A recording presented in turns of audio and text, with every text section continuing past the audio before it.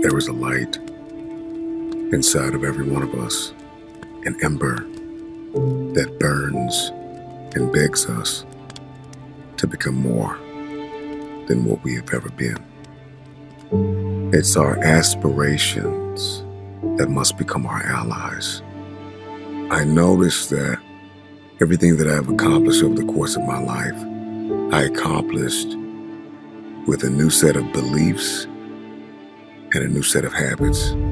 I noticed I was able to make things happen when I destroyed the door in the room. See, I don't care what your goal is. It could be relationships, it could be to lose weight, it could be to make more money, it could be to become something nobody in your family has ever been. The moment that you destroy the door, the way out, in the room of your dream, that's when you make it happen.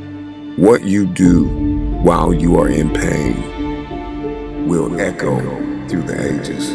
Scrape the grill of your past and get all that junk out of there, of every memory, of every failure.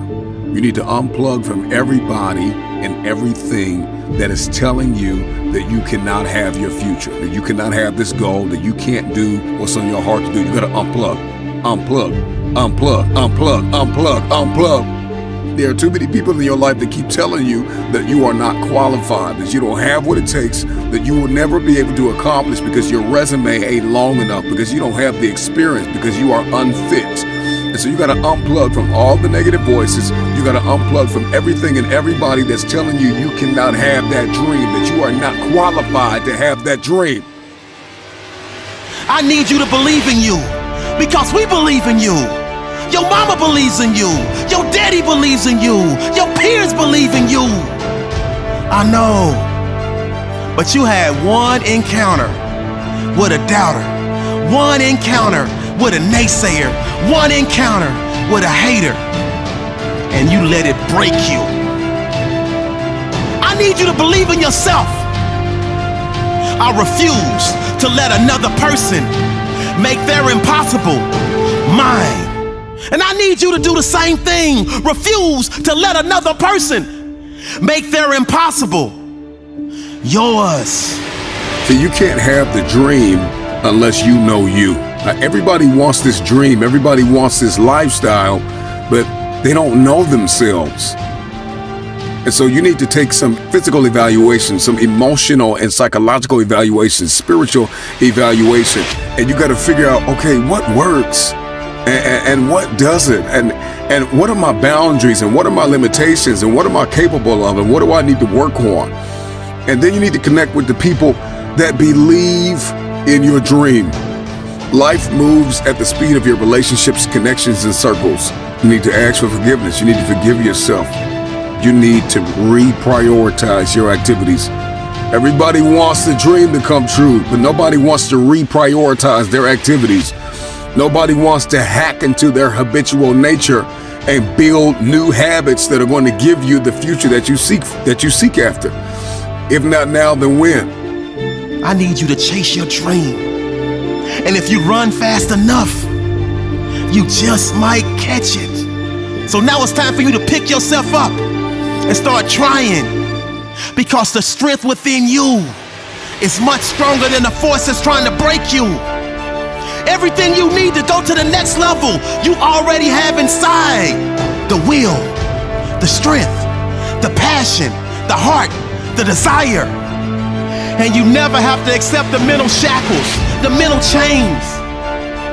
I'm telling you from experience, you always have the choice to power through and make that necessary change.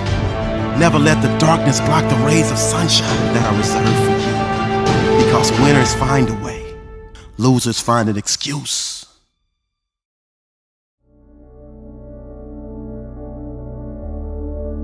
The easiest thing I've done was to get out from under the labels and to live the life that I live.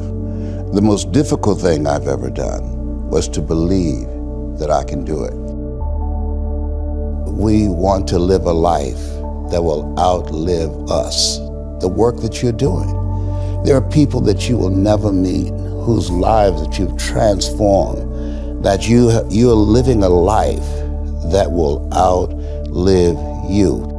Oliver Wendell Holmes said that once a man or woman's mind has been expanded with an idea, concept, or experience, it can never be satisfied to going back to where it was. And so their lives will be transformed, and they will become a pencil, as Mother Teresa would say, in the hand of God, and start writing a new chapter with their lives. So how do people get hungry? You get hungry by finding something that's you. I believe that all of us are born unique, but most of us die copies. You got to find out, what is it that turns you on? What resonates with you? This is my passion. This is my drive. This is something that I feel in my heart. The key to that hunger-driven life is a heart-centered life. I didn't do what I'm doing for years because of my programming, because of the culture in which I was raised in. I would see other people with degrees and PhDs and MBAs and credentials I don't have, and I convinced myself I couldn't do it. I mean, not only someone's opinion of you does not have to determine your reality, that you have to work on yourself, and you have to have an unstoppable attitude, and no excuse is acceptable, and you got to make it a priority, a non-negotiable in your life, and hold a constant vision of what it is you want to achieve. See it accomplished and go all out. Find a way to win in spite of the setbacks, in spite of the disappointments, in spite of your failures. I tell people, you will fail your way to success. I have a saying, as life knocks you down, try and land on your back, because if you can look up, you can get up.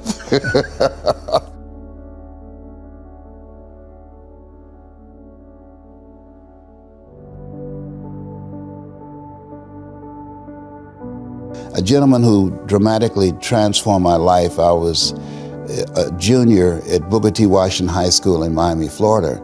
And I went in his class looking for another friend, and he said, go to the board and work this problem out for me. I said, sir, I can't do that. He said, why not? I said, I'm not one of your students. He said, do it anyhow. And the other kids started laughing, saying, he's Leslie, he's DT. And he said, what's DT? His brother is smart, but he's the dumb twin. And I said, I am, sir. And he came from behind his desk and he pointed at me and said, don't you ever say that again. Someone's opinion of you does not have to become your reality.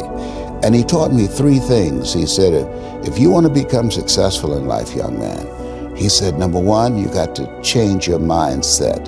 He said, you don't get in life what you want, you get in life what you are. Number two, practice OQP, only quality people.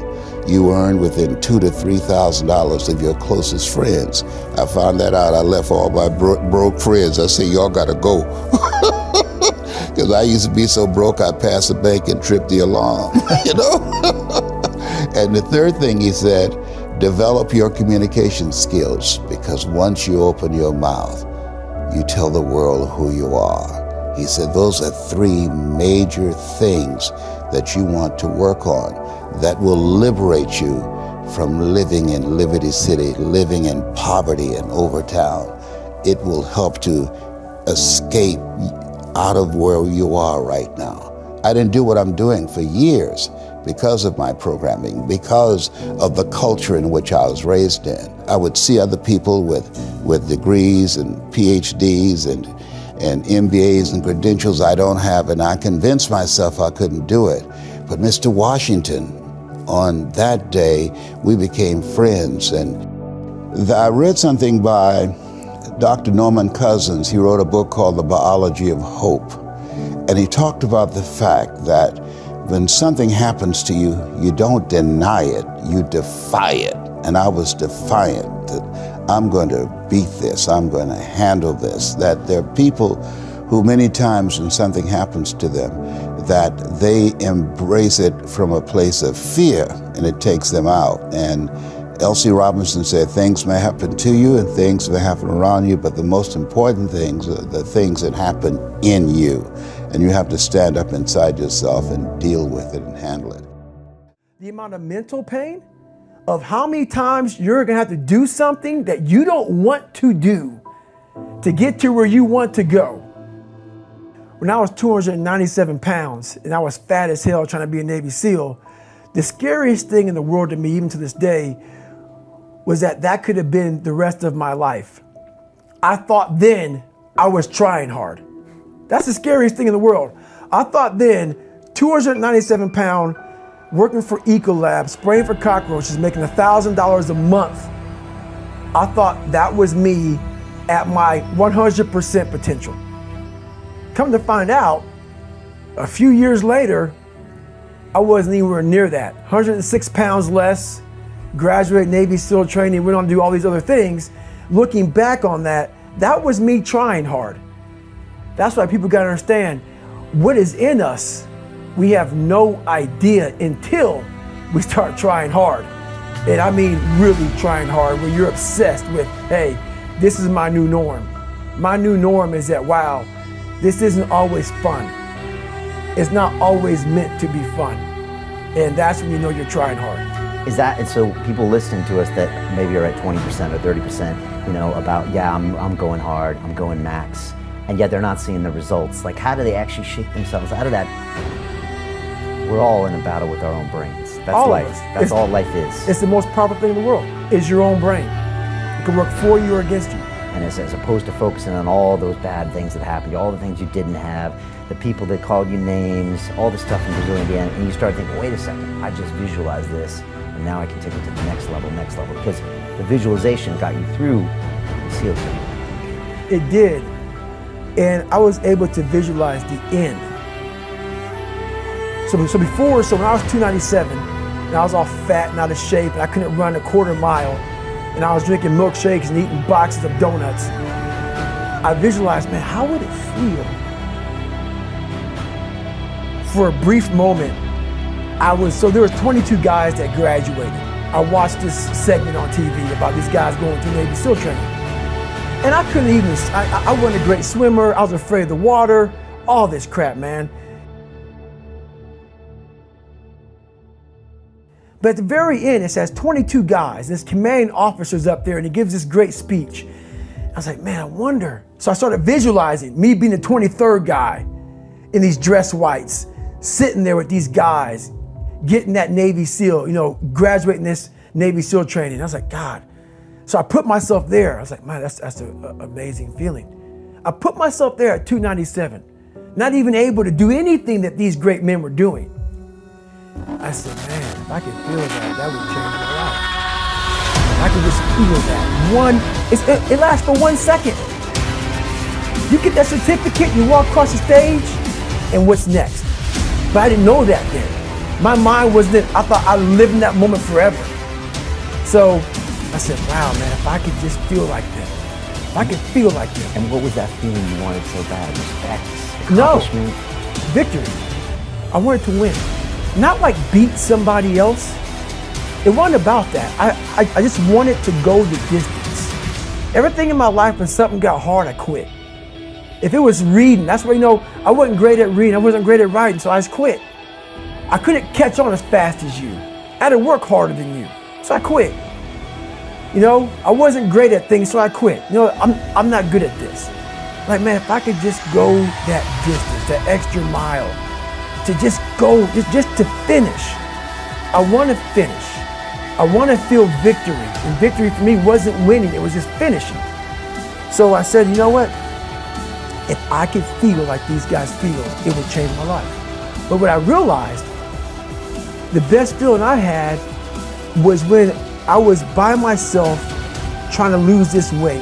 I had to lose it in literally less than 3 months. 106 pounds in less than 3 months. And literally, I started feeling victory just by putting myself in the battle. It wasn't about going to Navy SEAL training.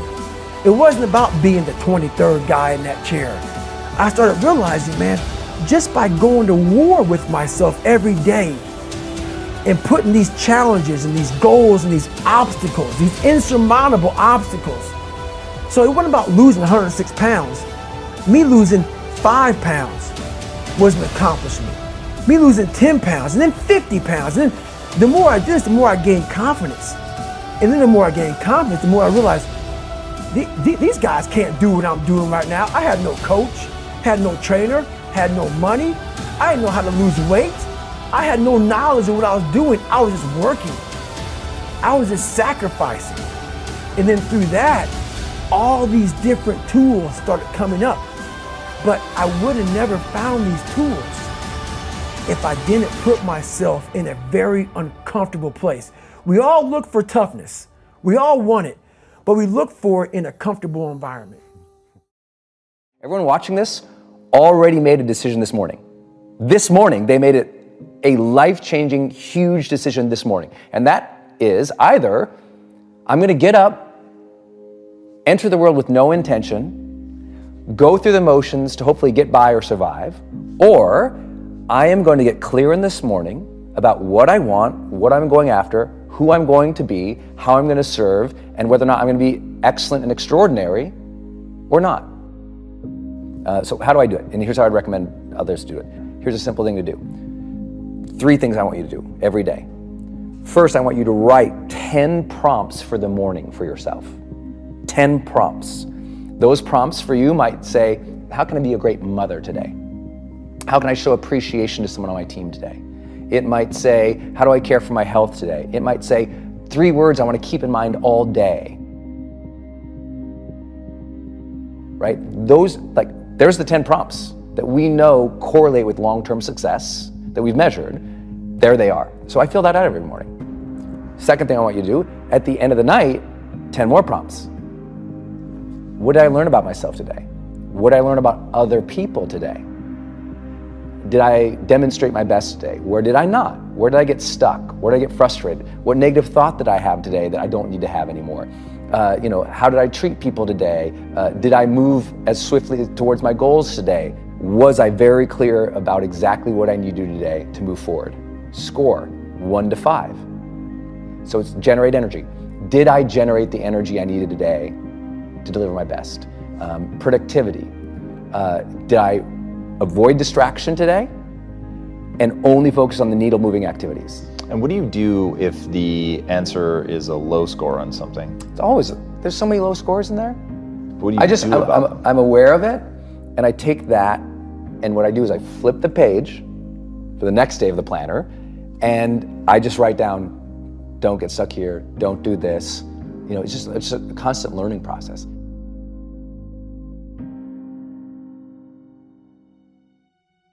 The human brain has this incredible capacity for guilt. And most people unconsciously let that roll over them and kick their butt and make a horrible life. I love guilt. Guilt is a tool. Guilt is a weapon. Guilt does not have to be a bad thing. It's not like I perpetuate, but I'm like, I love that I feel bad when I don't do a good job. Most people hate that about themselves. I love that feeling. I'm like, I didn't do a good job there. Next time I will. So some people, guilt is discouragement. Other people, it's a signal for learning. Because it takes courage to put yourself out there and try to get a little better. I think those who learn to endure hardship, struggle, challenge, difficulty, pain, failure, that's one side of that coin. If you learn to do that, but you also know on the other side, learn to allow joy, fulfillment, satisfaction. Because what most people do is, even when that impulse comes up to, I like this, oh no, I'm not supposed to like it. So you have a lot of people who are extremely talented, but they also don't let themselves feel good when feeling good is there. This is a real big problem. I mean, there is an element to personal development where you have to allow the good feelings and not push them away because it's like, oh, I don't deserve to feel that. And so you have a lot of people who are striving in difficulty. And I'm like, the rule is, that's one side of the coin. And the other rule is, make sure you teach yourself to generate the positive emotions. Because what happens is, if you don't teach yourself to generate the positive emotions as well, then what ends up happening is you burn out, or you become a cliche of the person who had it all and never felt fulfilled. Grit and hustled out and never feel the joys of life, that satisfaction, that pleasure of, you know what, gosh, good for you. Feel some satisfaction that you tried, feel some fulfillment of that, you know. If you learn to do that, I think you nailed it.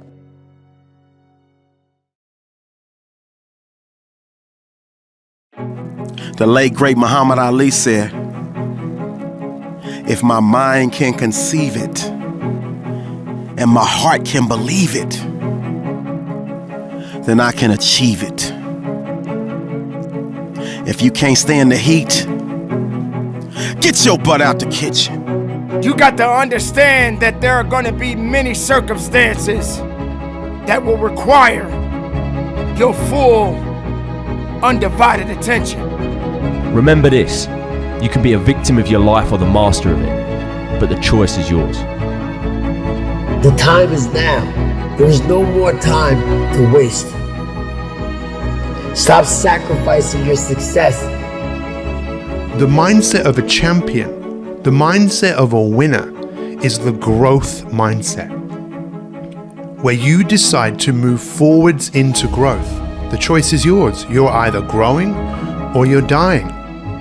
Deliberately replace those thoughts of hopelessness with motivation. Deliberately replace those thoughts of defeat with a drive to be better.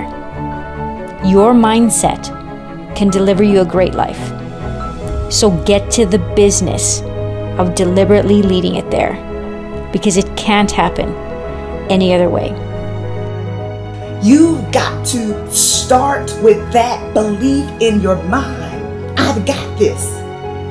I can do this. I can conquer this. I can pass this exam. I can get elected for the position that I'm going for.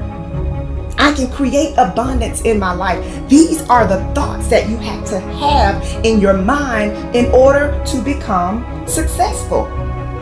So what is it time for you to build? What is it time for you to create? What do you need to do more or less of in order to get the results that you want?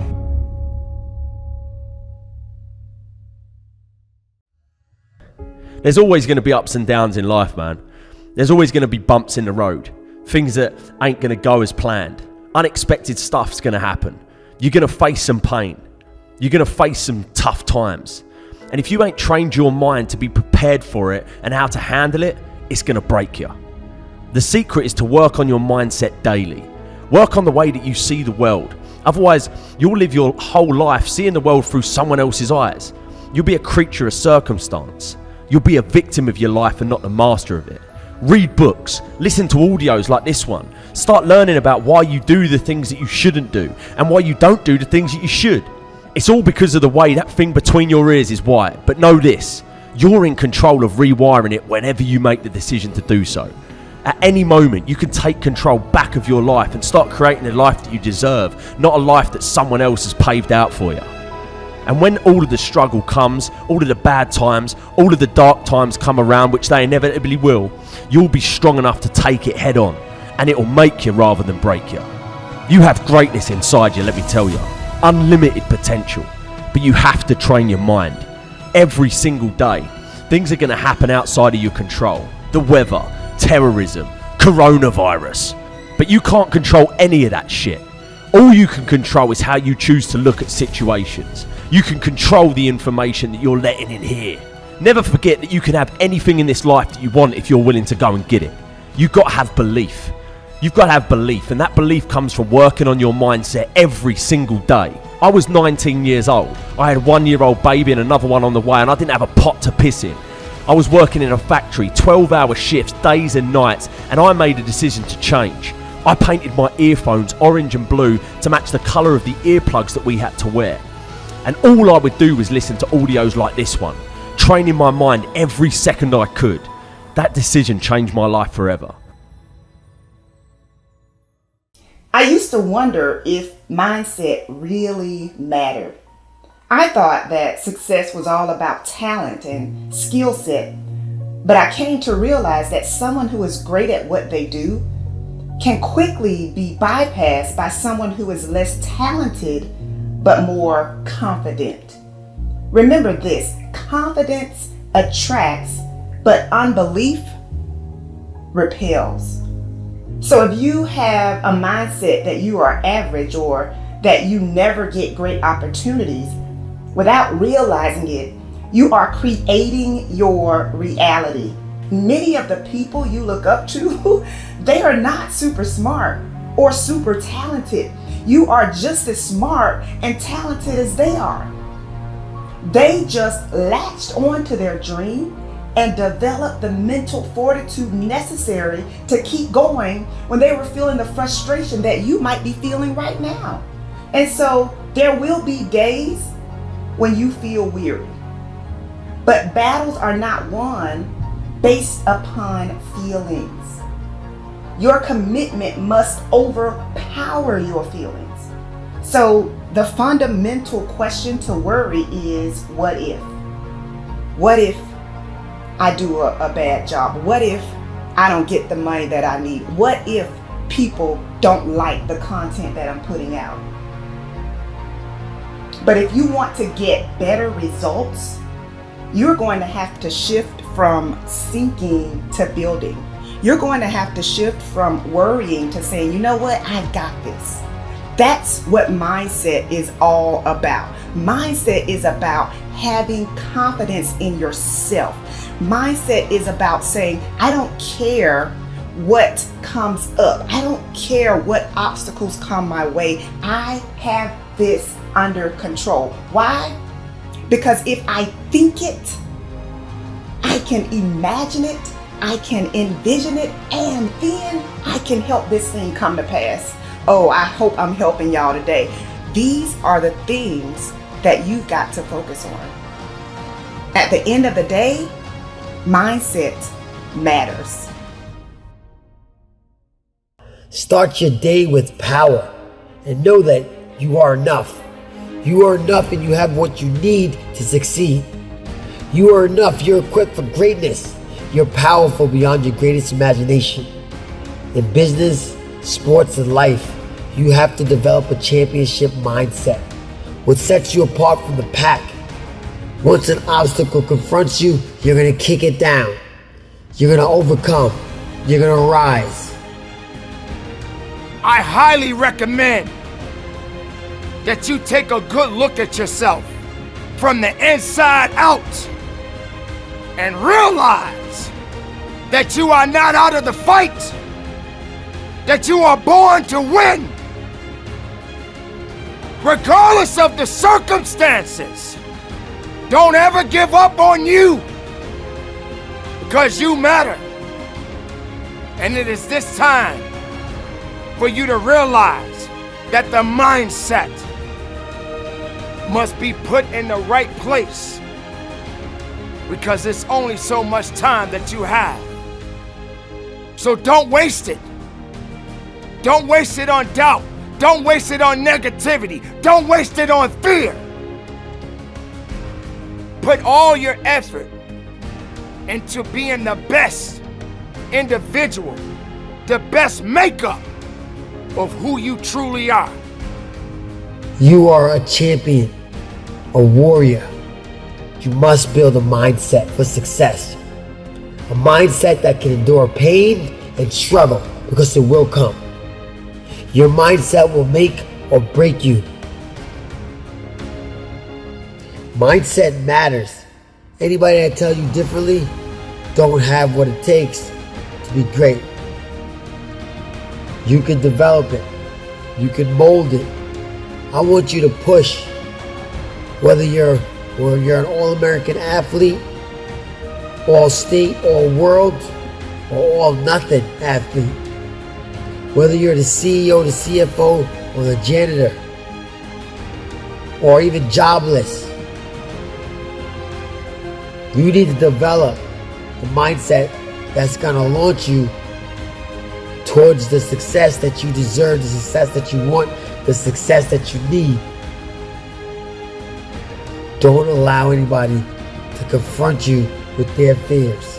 No, not today, not tomorrow, not ever. I am unstoppable. I have the mindset to succeed on the field, in the business world, in every arena of life.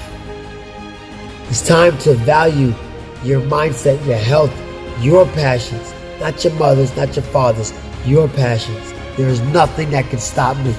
Not you, not her, not anybody. Because I am amazing.